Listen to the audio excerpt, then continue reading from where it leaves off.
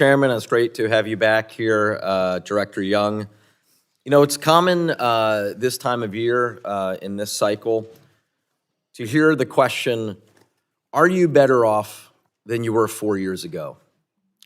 Well, 4 years ago today, then President Trump was busy tweeting out crazy conspiracy theories about COVID-19. By the end of the month, 1.5 million Americans would lose their jobs. By the end of the following month, a record 20.5 million Americans would lose their jobs. Many American families were stuck inside, probably like my family. I was on Zoom in a little office in my house, my wife teaching her second grade class from our dining room on Zoom, and our daughter, a kindergartner at the time, in her kindergarten class, sitting at our kitchen table. Most American families were worried about keeping ends meet and, frankly, keeping their mental health. Well, let's look at where instead we are today. All of the jobs that were lost during COVID have been earned back and more. Unemployment has been below 4% for a record 25 consecutive months, the longest in more than a half century.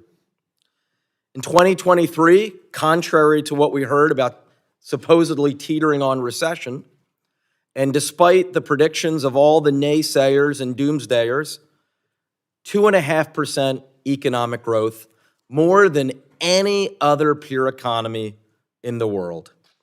And inflation, it has cooled considerably. We are now almost at the Fed target. And as was confirmed yesterday, as projected, the Fed will cut rates by 75 basis points over the course of this year.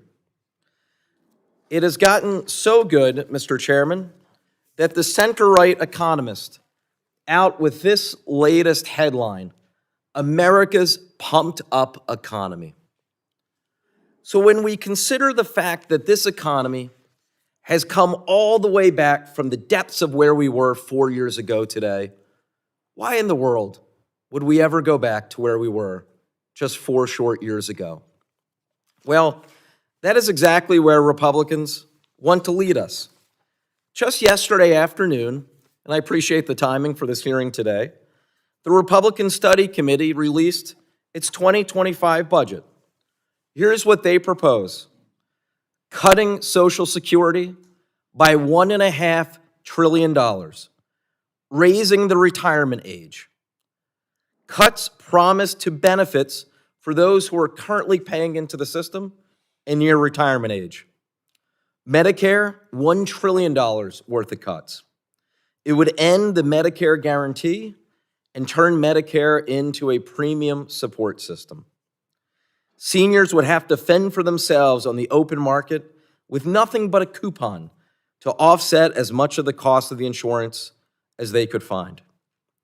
Medicaid, CHIP, and the Affordable Care Act cut by an additional $4.5 trillion. This is the Republican budget and what they plan to do if they were to gain full control here in Washington, D.C. So, Mr. Chairman, you're right. There is a stark and clear difference between the two visions. One is a vision that would take us back to the depths of where we were just 4 years ago. The other is a vision that has literally led the world in economic growth. I look forward to hearing more about the details of both of those visions today, and I look forward to your testimony here, Director Young. Thank you.